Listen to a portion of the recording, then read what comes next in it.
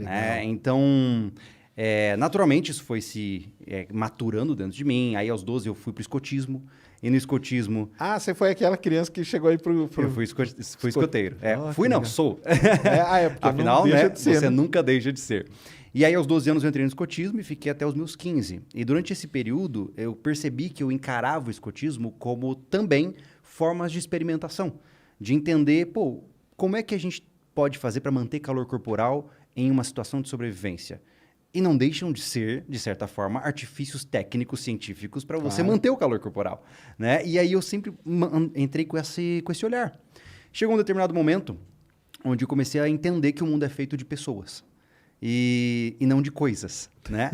E aí, quando eu percebi isso, eu falei, cara, tá aí. Se eu entender as pessoas, eu teria uma vida mais plena.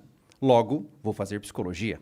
Legal. E aí, eu entrei no mundo da psicologia, né? E foi para mim foi um grande achado. Porque o ensino tradicional, para mim, eu era quase um delinquente. Eu realmente era notas horríveis, eu reprovei, ia direto para coordenação, porque eu nunca entendi o sistema tradicional de ensino. Eu não fazia parte daquilo. Quando eu entrei na faculdade, meu método era aquele PBL, não sei se você já ouviu falar, o Problem Based Learning.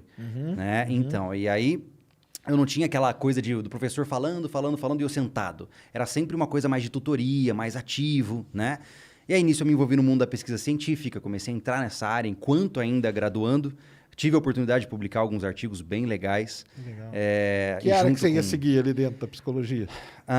Dentro da área acadêmica, eu entrei mais na mistura com a psiquiatria e a psicologia, né? Legal. Entendendo como haviam impactos, por exemplo, da injeção de hormônios e outros elementos, principalmente na terceira idade, no desenvolvimento de quadros depressivos e transtornos ansiosos. E foi muito legal, a gente teve boas possibilidades, conseguimos publicar bons artigos. E aí, quando eu saí da faculdade, eu falei assim, agora eu vou engatar no mestrado, né? E aí veio a minha grande frustração. Porque eu sempre gostei de fazer o possível, né? E eu sou uma pessoa que não liga muito para hierarquia, eu não ligo muito para formalidades, né? Entendi. E aí, quando eu comecei a aplicar para mestrado, eu percebi que eu não poderia falar sobre o tema que eu queria, porque eu ia ter que falar sobre um tema que alguém quisesse me conduzir. Tinha que se encaixar em algum grupo ali, né? Que já estava exatamente. formado. No local de onde eu venho, ao menos na minha experiência que eu tive, quem era aceito era quem já tinha construído uma relação antes com aquele professor. Não é só no seu lugar, não. Eu não gosto de generalizar, porque, né? Mas o que aconteceu? Eu comecei a entender que não se tratava de ciências, se tratava de networking. Exatamente. Cara, eu fiquei tão frustrado, cara. Aí eu falei assim, cara, tô fora. Se é para fazer ciência desse jeito, para mim não é ciência. Vou sair fora. E aí eu comecei a entender que todas as publicações científicas em revistas até mesmo renomadas também tem lá o seu viés negativo. E aí eu falei, sabe de uma coisa? Em vez de tentar produzir ciência para a comunidade científica, eu vou produzir ciência para a minha própria vida. E eu comecei a entrar na ideia de experimentar coisas diferentes na minha vida. Então, todos os desafios que eu faço no sobrevivencialismo, lá que é o nosso canal principal, eles vêm com uma pegada de ciência. Por exemplo, recentemente eu fiz o plantio de trigo. Né? Eu plantei sementes de trigo e colhi farinha. E todo esse processo eu não abordo como vou jogar semente e pegar trigo. Não, eu quero realmente me aprofundar, entender quais são os processos, como funciona a adubação nitrogenada e por que cresce, qual é a forma de maturação, porque eu quero entender os processos por trás daquilo. Né? O objeto em si não importa tanto, e sim o processo. Né? E desde então é isso que eu tenho feito, cara. Eu aplico basicamente esse olhar científico para tudo na minha vida, especificamente na área de psicologia, né? E na área de sobrevivência, que hoje é o que a gente faz de maneira mais ampla. Né? Mas aí tem uma coisa interessante, porque por exemplo, eu posso ser um sobrevivencialista, daqui a pouco nós vamos entrar aí no que é essa, tipo, eu chamei de filosofia de vida, entendeu? Não sei nem se é. Eu diria que é um estilo de vida. Um estilo, né? Isso. Porque assim, eu posso ser um sobrevivencialista, né? E ali sobrevivendo. Justo. Agora, se você tem um conhecimento científico, você tem um plus a mais aí, né? É porque basear-se só em conhecimento empírico te dá uma margem de erro muito restrita. Sim. Né? Claro. Se você segue, por exemplo, assim, eu sei fazer, sei lá, eu sei que se eu fizer isso aqui, eu vou ter esse resultado porque meu avô me ensinou e o avô dele ensinou para ele. Funciona. Foi provado ao longo de gerações. Mas se algo sair dessa equação do esperado, você pode ter problemas. Como é que você evita isso? Com conhecimento. Né? Então, e o que eu percebi é que existem mundos infinitos de conhecimento em cada uma das áreas da sobrevivência. Lógico. Né? Então, fazer fogo é uma coisa, né? Caçar, pescar, cada um é sua, né? Cada exatamente. um na sua... Cara, pega por exemplo a questão de fazer fogo, tá? A maioria das pessoas dá por garantido que sabe fazer uma fogueira. É difícil pra caramba. Exatamente. Tá louco, Então aí você imagina que fazer uma fogueira num dia de chuva, por exemplo, é mais difícil ainda. Sem o isqueiro, ainda mais difícil. E geralmente é aquela ideia do Dunning-Kruger, né?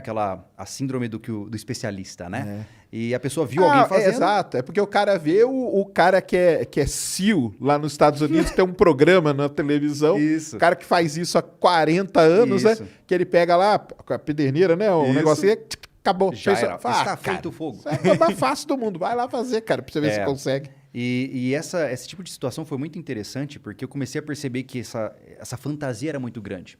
E querendo ou não, o sobrevivencialismo hoje tem uma roupagem mais de entretenimento, porque é o que eu entendo que fala mais com o público. Se eu ficasse sendo acadêmico da sobrevivência, o meu público ia ser muito restrito. Lógico. Então, mas ainda assim, eu percebi que o nosso objetivo é, como o nosso jargão diz, né, tornar você mais responsável pela sua própria vida. Ou seja, assumir parte do que você precisa para se manter vivo, né? Então a gente tem que evitar fantasias ao máximo. E aí que veio um estalo na minha cabeça de fazer um negócio que para mim foi um dos meus maiores experimentos científicos, não acadêmicos, que foi a oficina de desgaste e resiliência. Que basicamente eu peguei 15 pessoas e coloquei-as durante 3 dias sobre desgaste físico e emocional intenso, frio, fome, medo, desconforto, para saber quem chegaria até o final. E Foi um treinamento de SEAL mesmo, né? foi baseado na Hell Week, né, do treinamento dos SEALs, né? Sei. Eu acho legal pra caramba. Eu já li vários livros dos SEALs, cara. Eu acho fantástico. maneiríssimo. Aqueles caras lá são... Tá louco. É. É sobrevivencialismo aquilo ali num grau...